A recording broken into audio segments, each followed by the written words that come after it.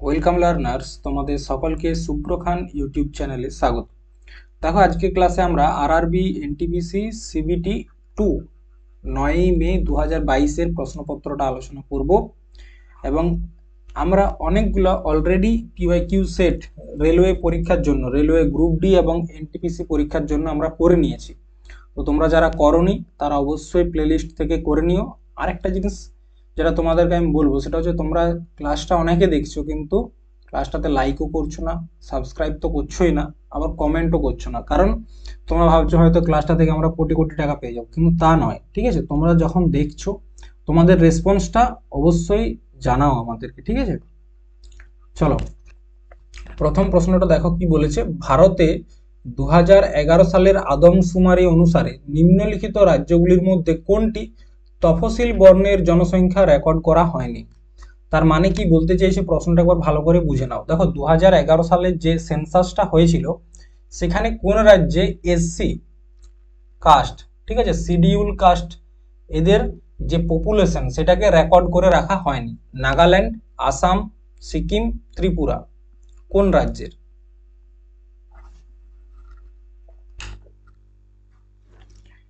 তো দেখো, এটা হচ্ছে তোমার নাগাল্যান্ড। নাগাল্যান্ড হচ্ছে অ্যান্সার। এরপর দেখো, 2011 সালের যে সেন্সাস বা জনগণনাটা হয়েছিল 2011, ঠিক আছে, সেখানে কয়েকটা রাজ্যের এসসি জনসংখ্যা বা শিডিউল কাস্ট যে জনসংখ্যা সেটা শূন্য ছিল। তো সেই রাজ্যগুলো কি কি? একটা হচ্ছে নাগাল্যান্ড, ঠিক আছে, একটা হচ্ছে নাগাল্যান্ড, একটা হচ্ছে তোমার আন্দামান এবং নিকোবর,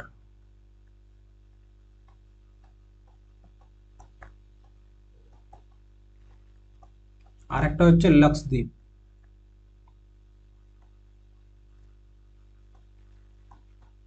এই তিনটে জায়গাতে এসসি জনসংখ্যা রেকর্ড করা হয়নি, কারণ এসসি এখানে নেই 2011 জনগণনা অনুযায়ী। এটা হলো এসসির। আর যদি বলা হয় এসটি রেকর্ড করা হয়নি কোথায়, এসটি গুলো দেখে নাও একবার। একটা হচ্ছে দিল্লি, একটা হচ্ছে তোমার হরিয়ানা, আর একটা হচ্ছে পাঞ্জাব। এই রাজ্যগুলোতে এসটি জনসংখ্যা কাউন্ট করা হয়নি, ঠিক আছে। 2011 সেন্সাস অনুযায়ী নাগাল্যান্ডের যে টোটাল জনসংখ্যা সেটা হচ্ছে 19.8 লাখ, ঠিক আছে, 19.8 লাখ, বোঝা গেছে। তার মধ্যে এসসি আছে 0 এবং এসটি রয়েছে 86.48%। টোটাল পপুলেশনের নাগাল্যান্ডের 86.48% হচ্ছে এসটি জনসংখ্যা, ঠিক আছে। এরপর দেখো, আমরা যদি 2011 জনগণনাটা একটু দেখি, ঠিক আছে, দেখো 2011 যে জনগণনা, সেখানে ভারতের টোটাল পপুলেশন ছিল 121.09 কোটি। 121.09 কোটি, এটা হচ্ছে জনসংখ্যা। তার মধ্যে মেল কত ছিল? 62.31 কোটি, এবং ফিমেল ছিল তোমার 58.74 কোটি, ঠিক আছে। এটা মেল ফিমেল জনসংখ্যা। তাহলে এখানে একটা প্রশ্ন আসে যে পপুলেশন গ্রোথ রেট কত? পপুলেশন গ্রোথ রেট কত? এটা হচ্ছে তোমার 2011-তে ছিল পপুলেশন গ্রোথ রেটটা 17.7%। 17.7%, এটা হচ্ছে পপুলেশন গ্রোথ রেট, ঠিক আছে।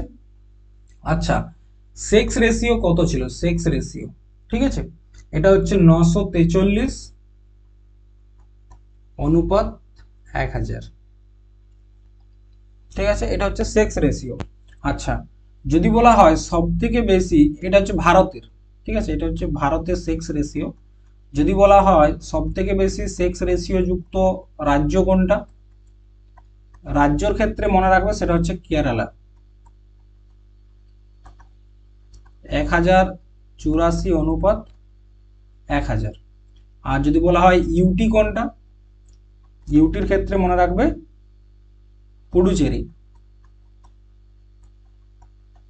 ঠিক আছে, 1024 আচ্ছা, যদি সব থেকে কম সেক্স রেশিও রাজ্যের ক্ষেত্রে মনে রাখবে সব থেকে কমে হচ্ছে হরিয়ানা,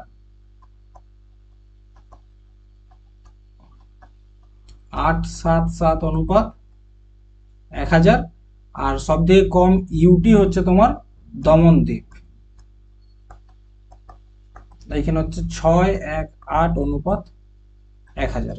ঠিক আছে, এরপর দেখো ভারতের জনগণনা কবে শুরু হয়েছিল, এরকম একটা প্রশ্ন আসে দেখবে পরীক্ষায়, যে ভারতের ফার্স্ট সেন্সাস বা ফার্স্ট জনগণনা কখন হয়।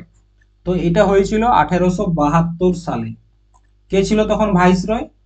ভাইসরয় ছিল লর্ড মিও। ঠিক আছে, লর্ড মিওর টাইমে প্রথমবার জনগণনা হয়েছিল।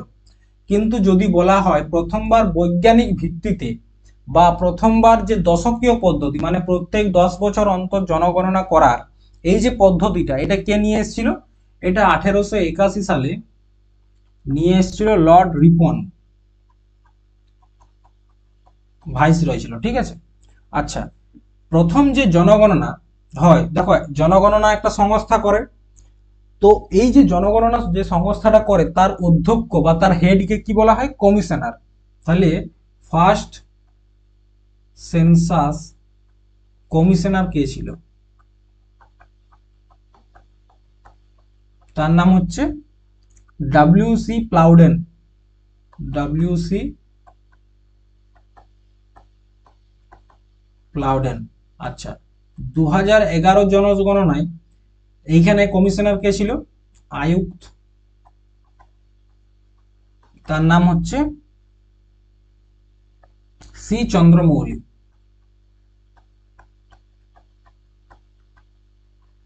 ঠিক আছে, এই কয়েকটা পয়েন্ট নোট করে রাখবে, পরীক্ষার জন্য গুরুত্বপূর্ণ। নেক্সট, নিম্নলিখিতগুলির মধ্যে কে একজন ভারতীয় তবলাগুনি?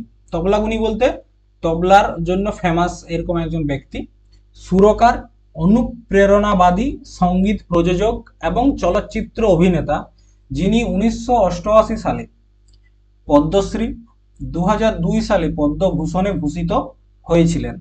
উস্তাদ জাকির হোসেন, উস্তাদ আল্লাহ রাখা, পণ্ডিত কুমার বসু নাকি পণ্ডিত অনিন্দ্য চট্টোপাধ্যায়? এই চারজনকার মধ্যে কে একজন বিখ্যাত তবলাবাদক, যিনি 1998 সালে পদ্মশ্রী এবং 2002 সালে পদ্মভূষণ পুরস্কার পেয়েছেন? করো, উত্তরটা করো।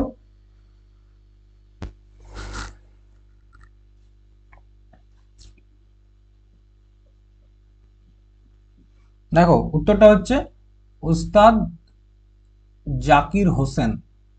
ওস্তাদ জাকির হোসেন, তিনি একজন বিখ্যাত তবলাবাদক। ঠিক আছে, বিখ্যাত তবলাবাদক।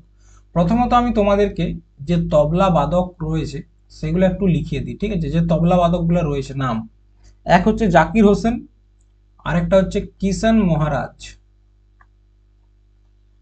এই নামগুলো মনে রাখবে। ঠিক আছে, কিষান মহারাজ, লতিফ খান, আল্লাহ রাখা। ঠিক আছে, পণ্ডিত যশরাজ।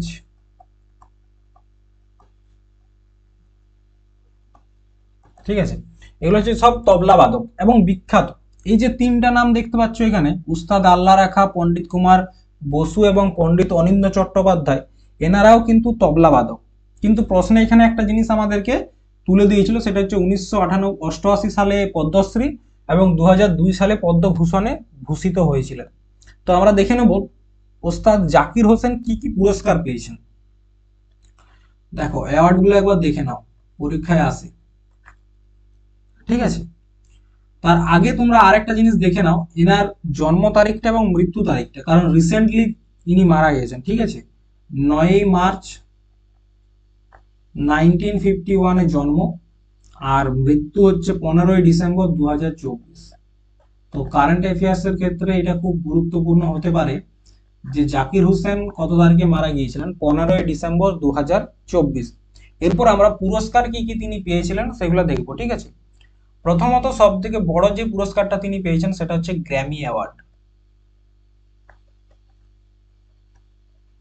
দেখবে সঙ্গীতের জগতে মিউজিক ইন্ডাস্ট্রিতে সব থেকে যেটা বড় পুরস্কার সেটা হচ্ছে গ্র্যামি পুরস্কার। এবং দেখবে একটা পডকাস্টে হানি সিং বলছিল যে আমি যদি জীবনে যদি কিছু চাই সেটা হচ্ছে একটা গ্র্যামি পুরস্কার।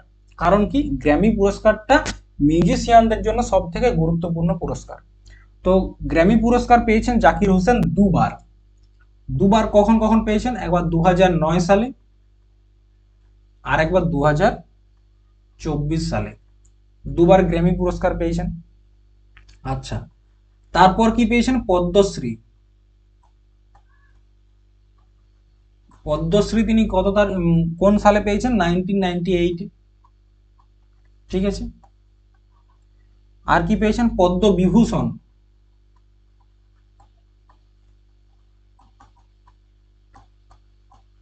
পদ্মবিভূষণ পেয়েছেন 2023 সালে। এবং পদ্মভূষণ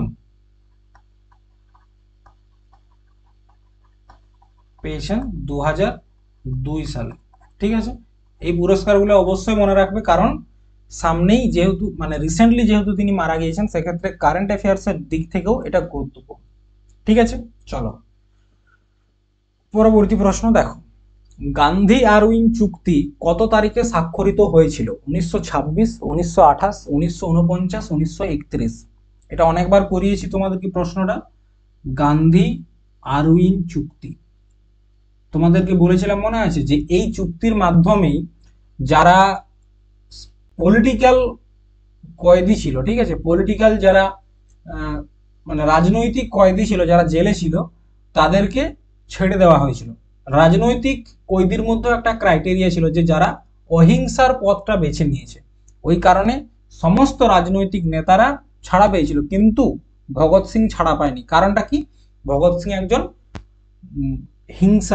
তিনি একজন হিংসার দিকটা বেছে নিয়েছিলেন। ঠিক আছে, দেখো গান্ধী আরউইন চুক্তি এটা হয়েছিল 1931 সালে, 1931 সালের 5ই মার্চ। আচ্ছা, কার কার মধ্যে হয়েছিল তোমরা দেখে বুঝতে পারছো। একটা হচ্ছে মহাত্মা গান্ধী,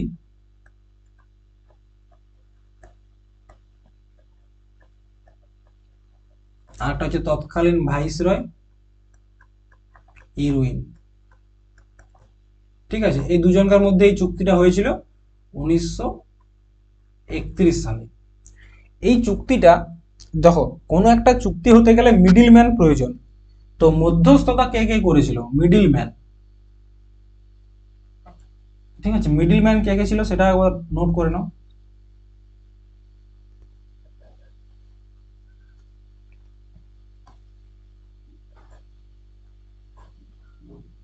দেখো এই দুটা মিডিল ম্যান ছিল, একজন হচ্ছে তেজ বাহাদুর সাপ্রু, একজনকার নাম হচ্ছে তেজ বাহাদুর সাপ্রু, আরেকজনের নাম হচ্ছে জয়কর। এই দুজন মধ্যস্থতা করেছিল, মিডিল ম্যান হিসাবে কাজ করেছিল। ঠিক আছে, আচ্ছা, তো এই যে চুক্তি, এই চুক্তির মাধ্যমে কি মানে চুক্তিটা করা হয়েছিল, এক, গান্ধীজি কি কি পেয়েছিল এই চুক্তির থেকে একটা দেখে নাও। এক হচ্ছে কি, যারা সমুদ্র উপকূলে বাস করে তাদের ক্ষেত্রে নুনের জন্য যে ট্যাক্স, লবণ ট্যাক্স, নুন বা লবণ, লবণের ক্ষেত্রে ট্যাক্স কম। ঠিক আছে, আরেকটা হচ্ছে কি, রাজনৈতিক কয়েদিদের মানে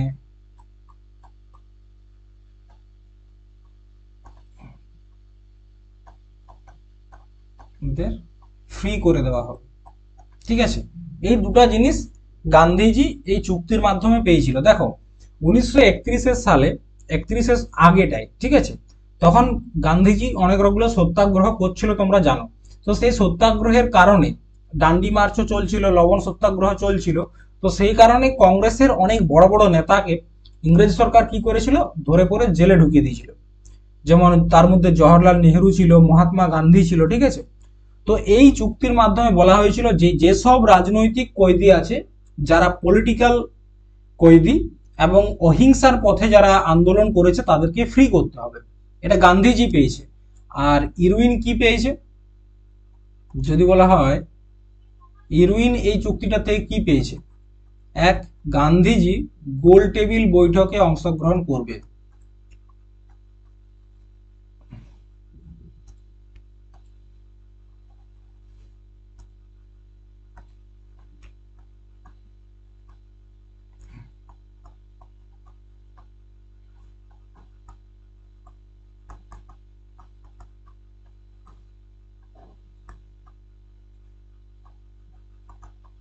ঠিক আছে, চলো। ভারতের নিচের কোন প্রতিবেশী দেশের আয়তন সবচেয়ে ছোট? আচ্ছা, একটা মিনিট। হ্যাঁ, ছবিটা দেওয়া হবে।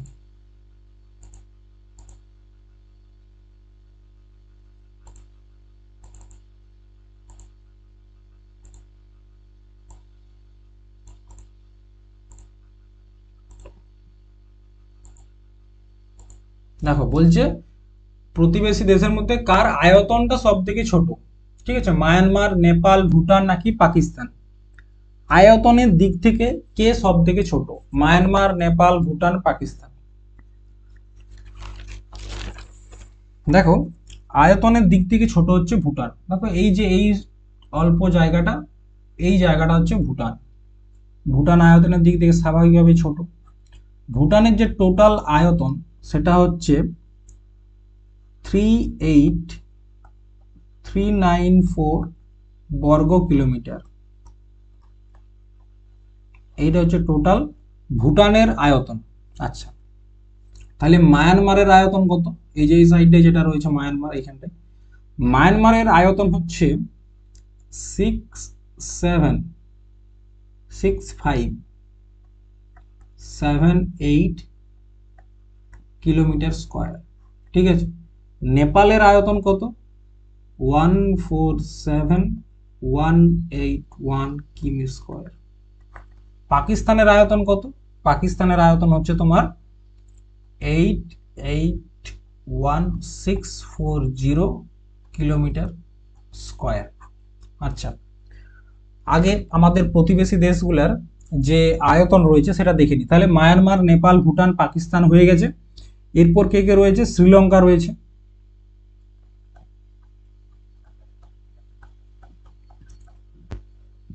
আর একটা রয়েছে চায়না।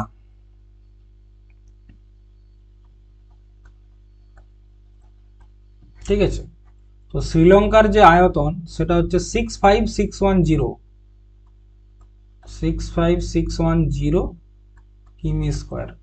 আর চায়নার হচ্ছে 9.579 মিলিয়ন কিমি স্কোয়ার।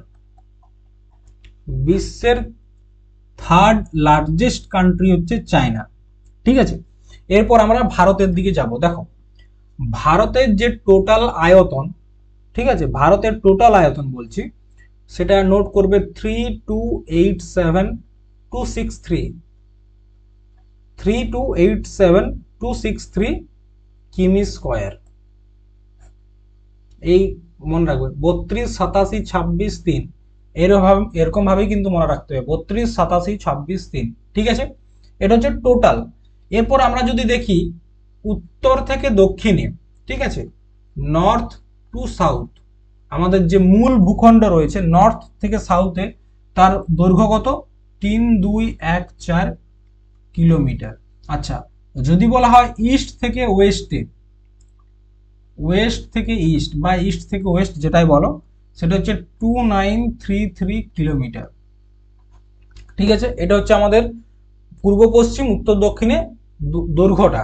আর যদি আয়তন বলে তখন 32 87 26 3 মনে রাখবে। ঠিক আছে, এরপর দেখো আমাদের যে ভারতের একদম মানে উত্তরতম বিন্দু, সেটা হচ্ছে তোমার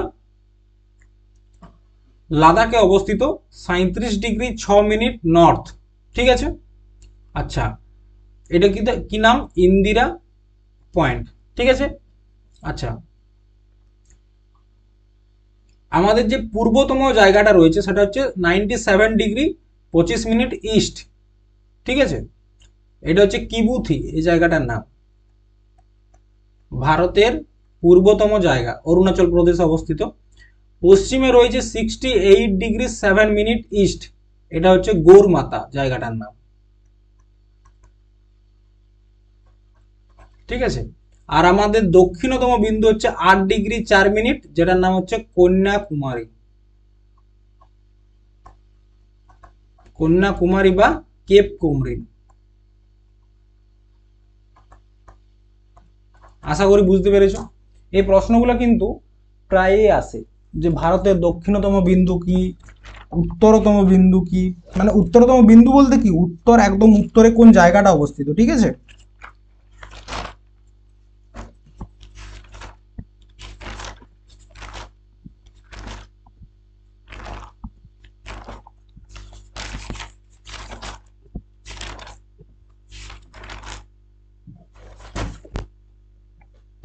আচ্ছা একটা জিনিস এখানে ঠিক করবে, এই যে জায়গাটা যেটা লাদাখে অবস্থিত, এটার নাম হচ্ছে ইন্দিরা কল।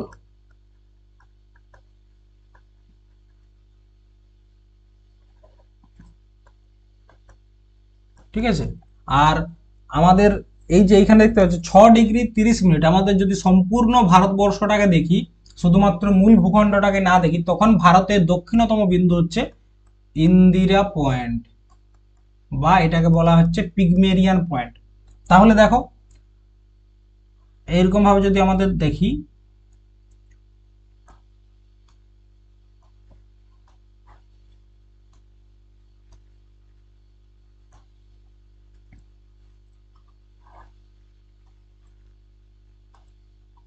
এইটা ধরো আমাদের ভারতবর্ষ। ঠিক আছে, আর এইখানে হচ্ছে আমাদের আন্দামান নিকোবর।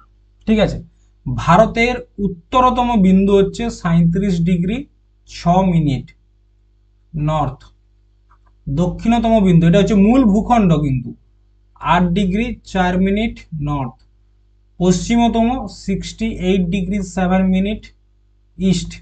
ঠিক আছে, এবং পূর্বতম হচ্ছে 97°25' ইস্ট।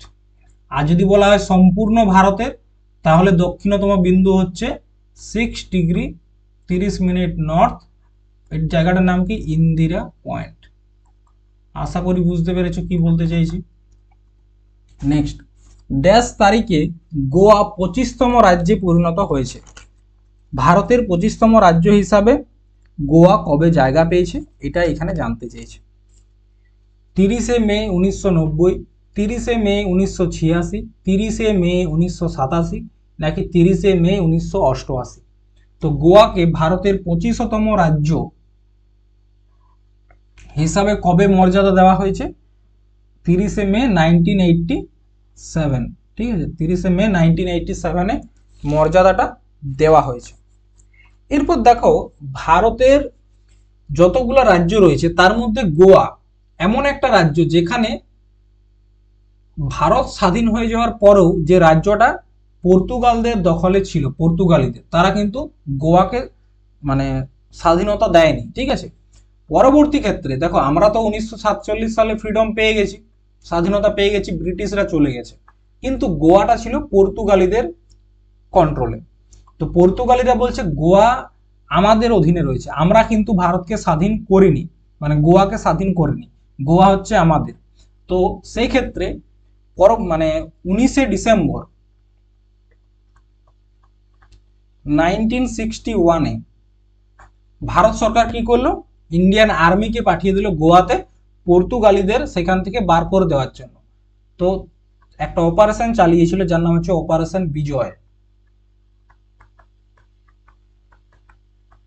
ঠিক আছে, এই অপারেশন বিজয়ের মাধ্যমেই গোয়াকে ভারতের মধ্যে যুক্ত করা হয় এবং গোয়াকে পর্তুগালিদের হাত থেকে স্বাধীনতা দেওয়া হয়। ঠিক আছে, মানে পর্তুগালিরা কি করেছিল, গোয়াটাকে দখল করে রেখে দিয়েছিল 1961 পর্যন্ত।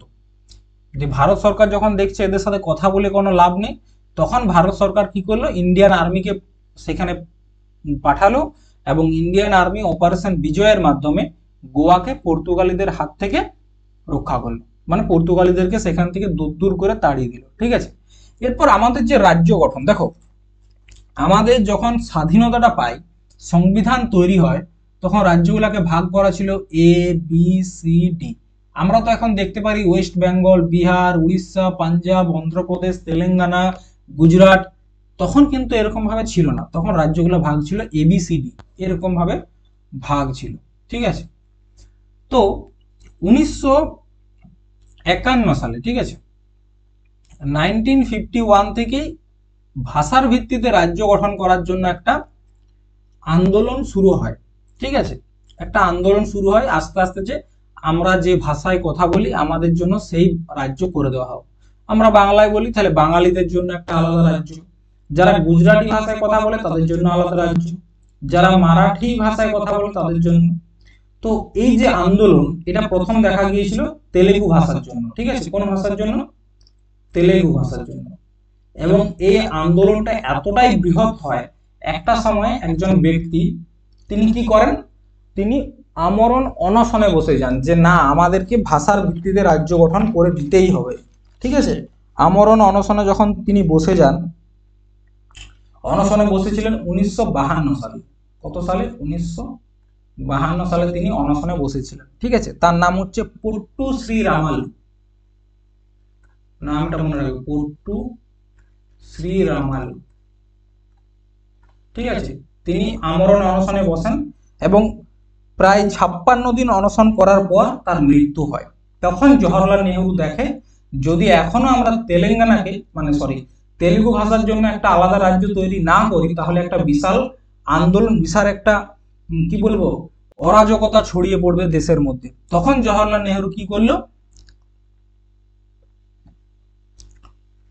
1 অক্টোবর, ঠিক আছে, 1953-তে ভাষার ভিত্তিতে প্রথম রাজ্য অন্ধ্রপ্রদেশ গড়ে তুলল। ঠিক আছে, ভাষার ভিত্তিতে প্রথম রাজ্য অন্ধ্রপ্রদেশ তৈরি করলো 1 অক্টোবর 1953।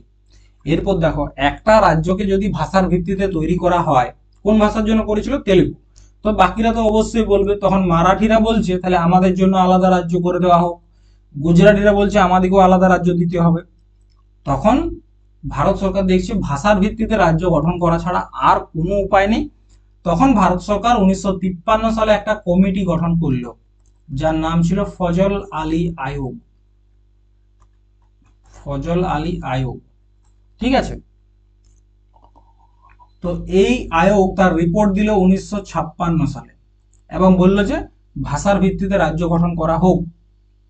তখন ভারত সরকার একটা সংবিধান সংশোধন করলো, 7 নম্বর সংবিধান সংশোধন 1956। তার মধ্যে যেটা নিয়ে আসা হয়েছিল state reconstruction act. Reconstruction act. ঠিক আছে, তো এই অ্যাক্টের মাধ্যমে প্রথমেই 14টা রাজ্য প্লাস 6টা ইউনিয়ন টেরিটরি বানানো হয়েছিল। এরপর হচ্ছে এগুলো তো একসাথে বানিয়ে দিয়েছিল, তাহলে 15 নম্বর রাজ্য কোনটা ছিল? প্রশ্ন একটা আসবে। তো 15 নম্বর যে রাজ্যটা ছিল তার নাম হচ্ছে গুজরাট। গুজরাট। ঠিক আছে, গুজরাটি ভাষার জন্য। এরপর প্রশ্ন আসতে পারে যে কোন রাজ্যটাকে ভেঙে গুজরাট বানানো হয়েছিল?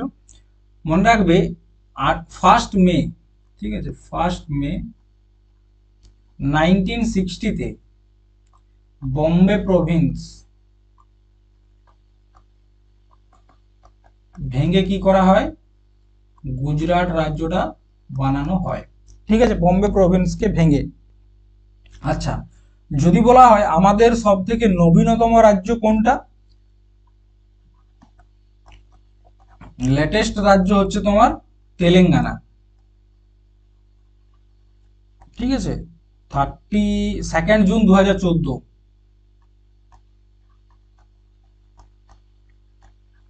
বানানো হয়েছিল অন্ধ্রপ্রদেশকে ভেঙে।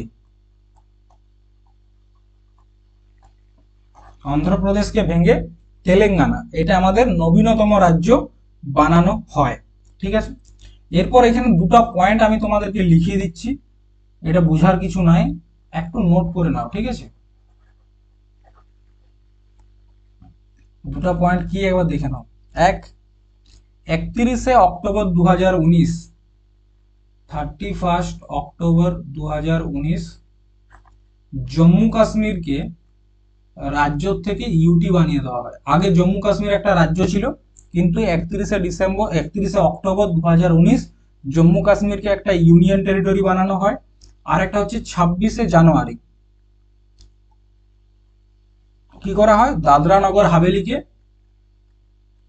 দেখো দুটা ইউনিয়ন টেরিটরি ছিল তো, দাদরা নগর হাভেলি এবং দমন ও দিউ, তো এগুলোকে সব একসাথে করে দেওয়া হয়। কি করা হয়, দাদরা নগর হাভেলি অ্যান্ড দমন দিউ, এগুলো আগে আলাদা আলাদা ইউনিয়ন টেরিটরি ছিল, এগুলো একসাথে করে দেয়। ঠিক আছে, নেক্সট, নিচের কোন নদীর উৎপত্তি আমাদের প্রতিবেশী দেশ নেপালে? ঠিক আছে, উৎপত্তিটা নেপালে হয়েছে। সিন্ধু, গঙ্গা, ব্রহ্মপুত্র নাকি রাপ্তি? সিন্ধু, গঙ্গা, ব্রহ্মপুত্র নাকি রাপ্তি? দেখো সিন্ধু নদীর উৎপত্তি হচ্ছে মানসরোবর ঝিল থেকে।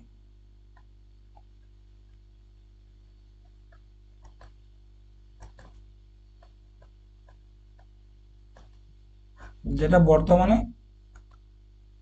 চায়নাতে রয়েছে। গঙ্গা হচ্ছে গঙ্গোত্রী হিমবাহ থেকে ভাগীরথী এসেছে, আর ভাগীরথী প্লাস অলকনন্দা মিশে হয়েছে গঙ্গা। কি হয়েছে, ভাগীরথী প্লাস অলকনন্দা।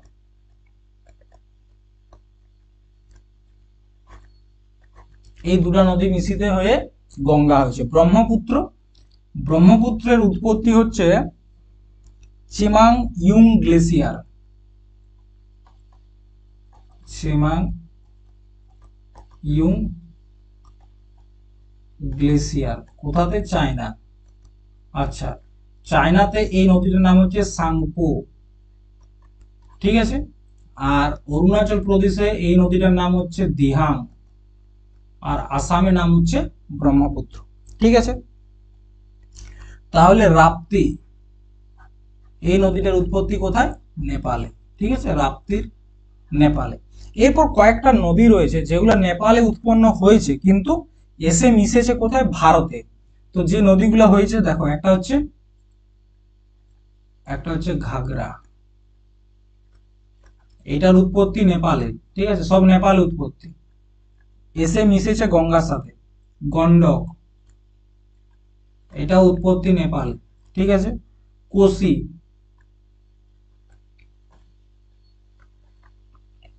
তিস্তা, আর একটা হচ্ছে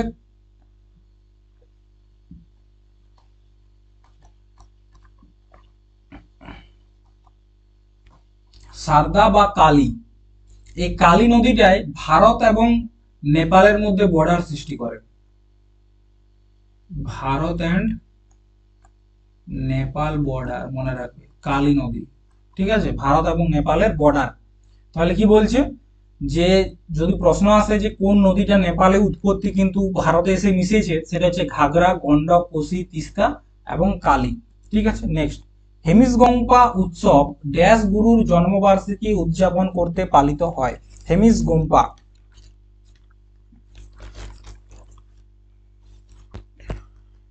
কাত্যায়ন, পাত্রুল রিনপোচা নাকি মারপা লৎসওয়াভা নাকি পদ্ম সম্ভবম? দেখো হেমিসগম্পা, এই যে ফেস্টিভ্যালটা তোমরা দেখতে পাচ্ছ, এটা হচ্ছে জম্মু কাশ্মীর এন্ড লাদাখ, এখানকার উৎসব।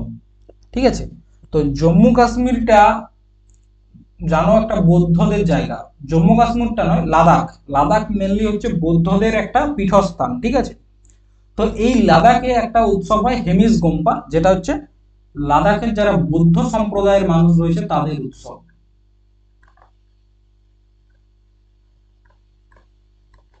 ঠিক আছে, তো এটা কোন গুরুর জন্মবার্ষিকী হিসাবে পালন করা হয়? তার নাম হচ্ছে গুরু পদ্ম সম্ভবম।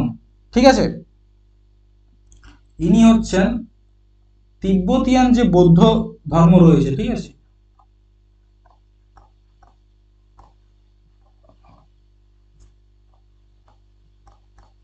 বৌদ্ধ ধর্মের সংস্থাপক, তিব্বতিয়ান বৌদ্ধ ধর্মের সংস্থাপক হচ্ছে কে, গুরু পদ্ম সম্ভবম। ঠিক আছে, নেক্সট, সংস্কৃতে কলহনের রাজতরঙ্গিনী ড্যাশ শাসনকারী রাজার ইতিহাসকে কভার করে। কালহানের রাজতরঙ্গিনী, ঠিক আছে, কার লেখা? কলহানের লেখা। নাম কি? রাজতরঙ্গিনী। কোথাকার ইতিহাস বর্ণনা করে? বেঙ্গল, বিহার, কাশ্মীর নাকি দিল্লি? তো রাজতরঙ্গিনী হচ্ছে তোমার কাশ্মীরের ইতিহাস, ঠিক আছে। কাশ্মীরের সম্পূর্ণ ইতিহাস তোমরা রাজতরঙ্গিনী বইটির মধ্যে পাবে, যেটির লেখক হচ্ছে কলহন। এবং এখানেই উল্লেখ আছে যে শ্রীনগরের নামকরণটা করেছিল কে? সম্রাট অশোক। এখানে কি উল্লেখ আছে? যে শ্রীনগরের নামকরণ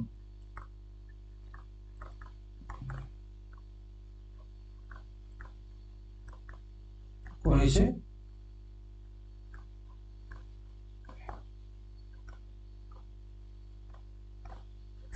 সম্রাট অশোক, ঠিক আছে। নেক্সট, বঙ্গোপসাগরের তীরে কোণারকের মন্দিরটি ড্যাশ সালে নির্মিত হয়েছিল? 10th century, 11th century, 12th century নাকি 13th সেঞ্চুরি? তো কোণারক মন্দিরটি কোন শতকে বা কোন সেঞ্চুরিতে তৈরি হয়েছিল সেটা তোমাদেরকে জিজ্ঞেস করেছে, বলো উত্তরটা। কোণারকের সূর্য মন্দির, ঠিক আছে, আমি উল্লেখ করে দিচ্ছি।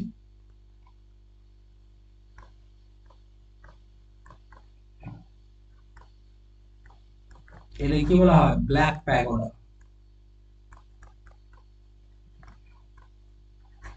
ঠিক আছে। তো এটা হয়েছিল 13th সেঞ্চুরিতে। আচ্ছা দেখো, কয়েকটা পয়েন্ট আমি তোমাদেরকে বলে দিচ্ছি। কোণারকের যে মন্দিরটা রয়েছে এটা ইউনেস্কোর ওয়ার্ল্ড হেরিটেজ সাইটে যুক্ত রয়েছে। কবে যুক্ত হয়েছিল? 1984 সালে, 1984-এ ইউনেস্কোর ওয়ার্ল্ড হেরিটেজ সাইটে যুক্ত হয়। আচ্ছা, কে বানিয়েছিল? রাজা যিনি বানিয়েছিলেন তার নাম হচ্ছে রাজা নরসিং দেব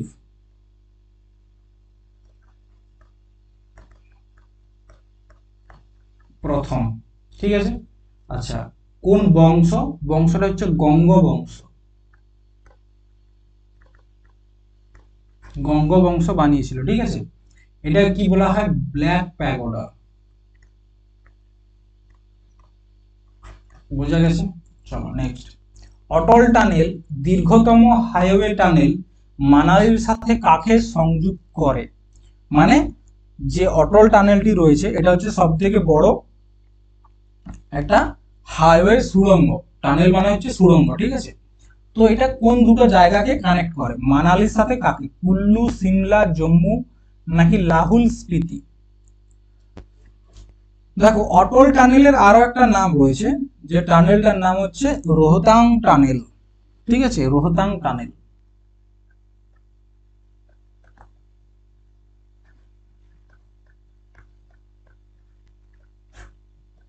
রোহতাং টানেল। তো এই রোহতাং টানেল কোন জায়গা দুটাকে যুক্ত করে? মানালির সাথে লাহুল স্পিতি, ঠিক আছে, মানালির সাথে লাহুল স্পিতি। অনেক জায়গায় হয়তো লাহুল স্পিতি পাবে না, এর পরিবর্তে যে জায়গাটার নাম পাবে তার নাম হচ্ছে কেলং।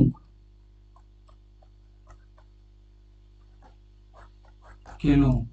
নেক্সট কি বলছে? আচ্ছা, which of the following statement is justifiable for floating exchange rate? প্রথমত আমাদেরকে জানতে হবে ফ্লোটিং এক্সচেঞ্জ রেট কি। ফ্লোটিং এক্সচেঞ্জ রেট হচ্ছে ডিমান্ড এবং সাপ্লাই এর সাথে যুক্ত।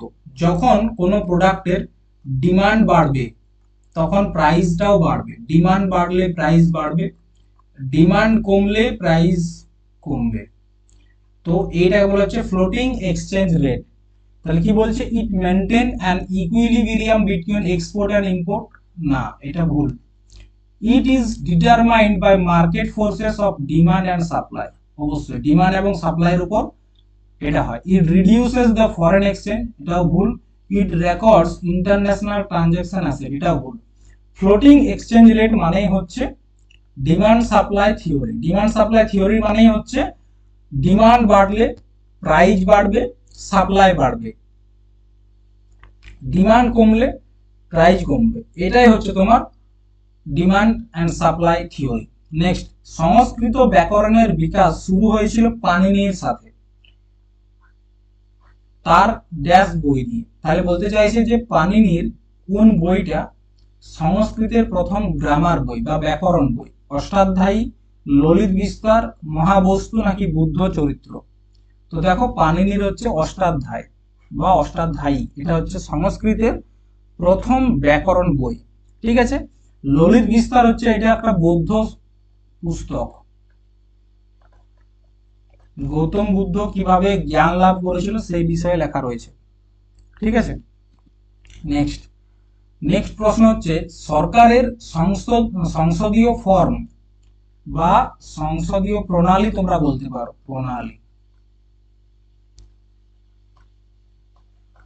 গ্রহণের অনুপ্রেরণা ড্যাশ থেকে ভারতের সংবিধান প্রণেতাদের দ্বারা আঁকা হয়েছিল।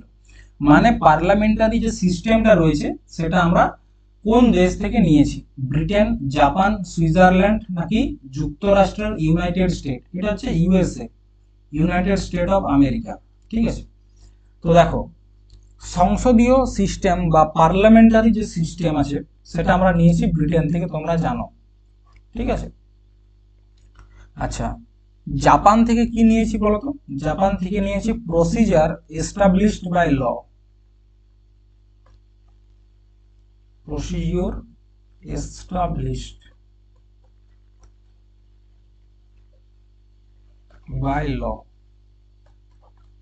আর আমেরিকার থেকে আমরা অনেক কিছু নিয়েছি, একটা হচ্ছে ফান্ডামেন্টাল রাইট, আমাদের যে মৌলিক অধিকার রয়েছে সেগুলো আমরা আমেরিকার সংবিধান থেকেই নিয়েছি। তাছাড়া কি নিয়েছি? জুডিশিয়াল রিভিউ,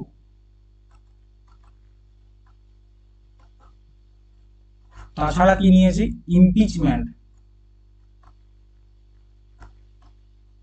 রাষ্ট্রপতির যে ইমপিচমেন্ট সেটা আমরা নিয়েছি। তাছাড়া পাবলিক ইন্টারেস্ট লিটিগেশন, পিআইএল, সেটা নিয়েছি। ঠিক আছে। Next, red earth and pouring rain, red earth and pouring rain উপন্যাসের লেখক কে? সুকেতু মেহতা, বিক্রম চন্দ্র, অরুন্ধতী রায় নাকি Samanta Bhadra? Red earth and pouring rain, তো এই বইটার লেখক হচ্ছে কে? বিক্রম চন্দ্র। এটা একটা উপন্যাস, বিক্রম চন্দ্রের লেখা। ঠিক আছে। আচ্ছা, অরুন্ধতী রায় কিন্তু খুব বিখ্যাত একজন লেখিকা, তার কয়েকটা গুরুত্বপূর্ণ বই যেমন the god of small things, the god of small things,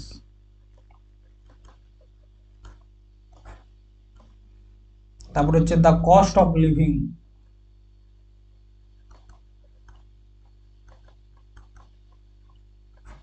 তাছাড়া হচ্ছে আপাতত এই দুটাই খুব গুরুত্বপূর্ণ। ঠিক আছে। নেক্সট, নিম্নলিখিত রাজ্যে বা কেন্দ্রশাসিত অঞ্চলগুলির মধ্যে কোনটির সাথে সিদ্ধি ধামাল নাচ সম্পর্কিত?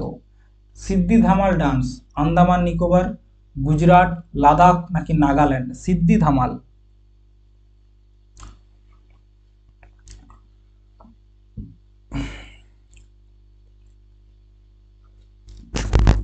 তো এই ডান্সটা হচ্ছে তোমার গুজরাটের একটা ডান্স। সিদ্ধি ধামাল হচ্ছে গুজরাটের ডান্স। গুজরাটের আরো কয়েকটা ডান্স রয়েছে, যেমন একটা হচ্ছে গরবা, একটা হচ্ছে ডান্ডিয়া, সিদ্ধি ধামাল, এগুলো সব হচ্ছে গুজরাটের ডান্স। আচ্ছা, সরি, আন্দামান এবং নিকোবর এখানে কি কি ডান্স রয়েছে? একটা হচ্ছে তোমার সন্ডোল, না সরি, একটা হচ্ছে ওঝা, সন্ডোল হচ্ছে লাদাখের ডান্স, লাদাখ আছে অপশনে। একটা হচ্ছে সিদ্ধি, আর একটা হচ্ছে ওজুয়ারি। এরপর এই যে ওজুয়ারি, এটা খুব গুরুত্বপূর্ণ। দেখবে আন্দামান নিকোবরে যারা মারা যায় তাদের আত্মার শান্তি কামনার জন্য যে ডান্সটা করা হয় সেটা হচ্ছে ওজুয়ারি। লাদাখে যে ডান্সগুলো রয়েছে, একটা হচ্ছে সোন, সোন ডান্স, তাছাড়া রয়েছে তোমার খাটক ছেমু, আর একটা এখনই কি বললাম সেটা হচ্ছে সন্ডোল। ঠিক আছে, এগুলো হচ্ছে সব লাদাখে। নাগাল্যান্ডের কয়েকটা ডান্স যেমন আকিরি, তাছাড়া রয়েছে Zeliang, Zeliang dance, butterfly dance,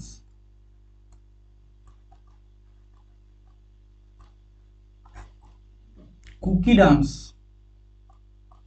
Kuki dance হচ্ছে কুকি জনজাতির ডান্স। ঠিক আছে, নেক্সট, একটি নির্দিষ্ট সময়ে লিঙ্গ এবং বয়স দ্বারা জনসংখ্যার ভাঙনকে প্রতিনিধিত্বকারী চিত্রটি কি হিসাবে পরিচিত? জনসংখ্যার পিরামিড, জনসংখ্যা হাইপারবোলা, পপুলেশন কিউবয়েড নাকি জনসংখ্যা গোলক? বলছে লিঙ্গ এবং বয়স দ্বারা জনসংখ্যার ভাঙন প্রতিনিধিত্বকারী চিত্রটিকে কি বলে? এটা হচ্ছে জনসংখ্যা পিরামিড। ঠিক আছে, তো আজকে এই পর্যন্তই। আজকে আমরা তোমার যে ক্লাসটা আলোচনা করলাম এটা একটা পিওয়াইকিউ, তোমরা জানো আমরা আগেও অনেক পিওয়াইকিউ করেছি, আজকে নতুন নয়, অনেকগুলো ক্লাস করেছি। তোমরা করেছো কিনা কি জানি, তবে যদি না করে থাকো তাহলে করে নিও। যারা গ্রুপ ডি এবং এনটিপিসির প্রিপারেশন নিচ্ছ না, তাদের জন্য খুব গুরুত্বপূর্ণ। দেখো, গ্রুপ ডির ফর্ম ফিল আপ চলছে, আর একটা হচ্ছে এনটিপিসি। অনেকে এএলপির জন্য প্রিপারেশন নাও, টেকনিশিয়ান। ঠিক আছে, তো তোমরা যারা রেলের পরীক্ষা দেবে আরপিএফ, তাদের জন্য কিন্তু এই প্রশ্নগুলো খুব গুরুত্বপূর্ণ। যারা আরপিএফ বা টেকনিশিয়ান বা ALP NTPC group D preparation নিচ্ছ, তাদের জন্য বলছি রেলের পিওয়াইকিউ তোমাদের জন্য খুব গুরুত্বপূর্ণ। ঠিক আছে, চলো আজকের জন্য এই পর্যন্ত, টাটা।